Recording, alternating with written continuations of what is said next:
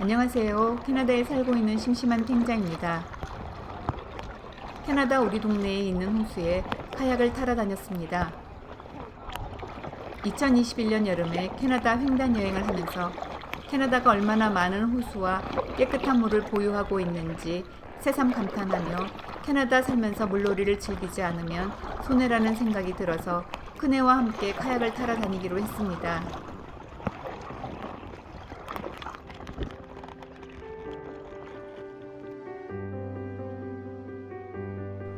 사실 아이들 어릴 때도 여러 번 마음을 먹기는 했었는데 나무나 플라스틱 카약을 차에 싣고 내리고 물에 띄우고 등등의 작업이 엄두가 나지 않아서 간두곤 했었는데요. 아마존을 검색하다 보니 가격도 상대적으로 저렴한 고무 카약이 있었습니다.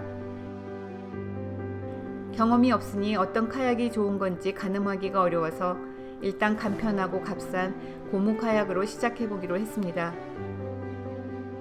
아마존에서 캐나다 달러로 250불을 지불했는데 시즌이 지나니까 세일을 마구 해서 150불로 떨어지더군요.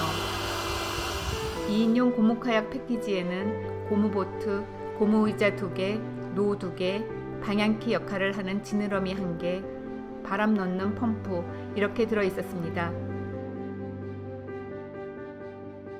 처음엔 모든 게 낯설고 어설프니까 공기를 얼만큼 채워야 하는가로도 씨름을 했습니다. 캠핑 때 가져다니던 배터리를 이용해서 공기를 95% 정도 채우고 마지막 빵빵하게 마무리는 펌프질을 하는 게 좋더군요. 의자도 고무라서 바람을 넣어야 합니다. 의자는 부피가 작으니까 한번 채우고는 여름 내내 그냥 쓰는데 보트는 부피가 커서 매번 바람을 넣고 빼는 작업을 해야 합니다. 여기 작은 지느러미는 보트 밑바닥에 장착하는 건데 처음엔 그 중요성을 모르고 대수롭지 않게 여겼습니다. 어느 날 깜빡 잊고 집에 두고 가는 바람에 그냥 탔었는데 세상에 놀랍게도 전혀 방향 조절이 되지 않았습니다. 보트가 작은 물살에도 마구 흔들리고 노를 저어도 혼자 뺑뺑 돌고 술 취한 것 마냥 휘청이며 맘대로 움직이더군요. 결국 큰애가 다시 집에 가서 가져온 후에야 평정을 되찾을 수 있었습니다. 큰애는 라이프가드 자격증도 땄었고 저도 수영을 웬만큼 하는데 그건 평상시 수영장에서 얘기고 호수에서 어떤 상황이 닥칠지 알 수가 없기에 구명조끼도 하나씩 사서 입었습니다. 제가 수영도 좋아하고 물도 좋아하는데 속을 알 수 없는 검푸른 호수의 물빛은 무지 무서워하거든요. 물에 빠질까봐 죽을까봐 이런 공포가 아니라 속이 안 보이는 엄청난 양의 물 그 자체가 그냥 공포예요. 물이 닿는 게 싫고 가슴이 벌렁벌렁 거리는데 어쨌거나 극복해야 한다는 일념하에 두근거리는 가슴을 부여잡고 카약을 탔습니다.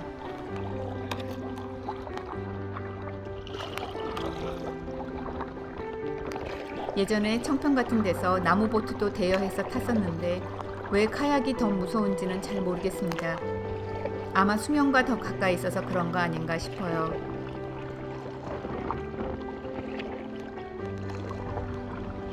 처음엔 배가 조금만 흔들려도 무섭고 호수 중앙으로 나아가면 몸이 바짝 긴장되고 어떻게든 빨리 해안 가까이로 돌아가고 싶어서 있는 힘껏 노를 젓게 되고 정말 노는 게 아니라 극기 훈련 같았습니다. 왜 그럴까 곰곰이 옛 기억을 더듬어 보니 7살 때쯤 수영장에 빠진 적이 있었는데 아마도 그때 기억이 트라우마로 남은 듯합니다.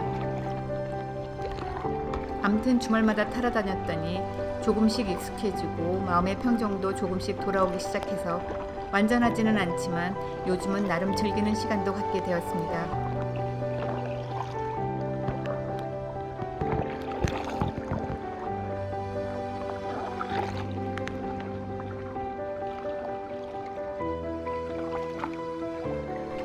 남들 노는 모습만 보면 별거 아닌 것 같고 참 간단하고 쉬울 것 같은데 막상 내가 하려고 덤비면 일이 적지 않습니다. 바람을 넣고 빼고 들어올리고 노젓고 등등 힘을 써야 하는 순간이 많습니다. 옆에 있던 어떤 커플은 대부분 일을 도맡아 하던 남자가 하는 신용만 하는 여자에게 급기야 짜증을 내던데 솔직히 남자의 심정이 이해가 가기도 합니다.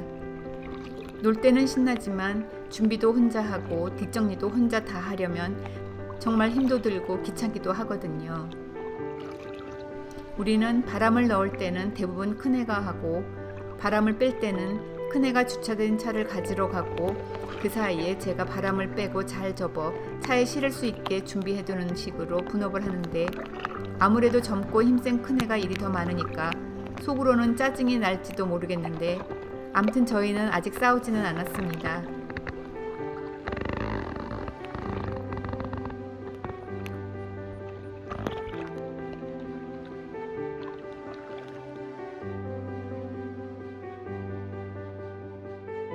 비치 쪽에는 사람들이 많은데 호수 중앙으로 나아가면 아주 한적하고 고요하고 물 찰랑이는 소리, 바람 소리, 새 푸드덕거리는 소리, 오직 자연의 소리만 세상에 존재하고 여기가 우리 동네가 맞나 싶고 완전 딴 세상으로 멀리 여행을 온 듯한 기분도 들어서 참 좋습니다.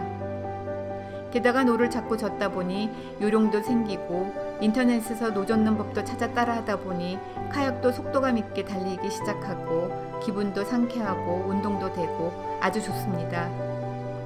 동네 가까운 곳에 이런 환경이 펼쳐져 있다는 것에 세상 감사하며 주말마다 즐거운 시간을 보냈습니다. 큰애가 노젓기 힘들다고 모터를 달면 좋겠다고 한 적이 있었는데 그만큼 노젓기가 힘들 뿐더러 우리는 너무 전투적으로 타는 것 같습니다.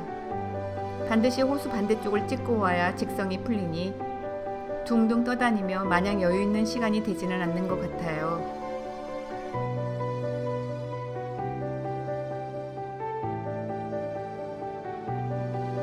사람마다 사는 방식에 차이가 있을 텐데 제게는 이렇게 캐나다의 자연을 즐기는 삶이 참 잘 맞고 참 좋습니다. 물이 좀 덜 무서워지면 1인용 카약도 타보고 스탠딩 보드도 시도해보고 싶습니다.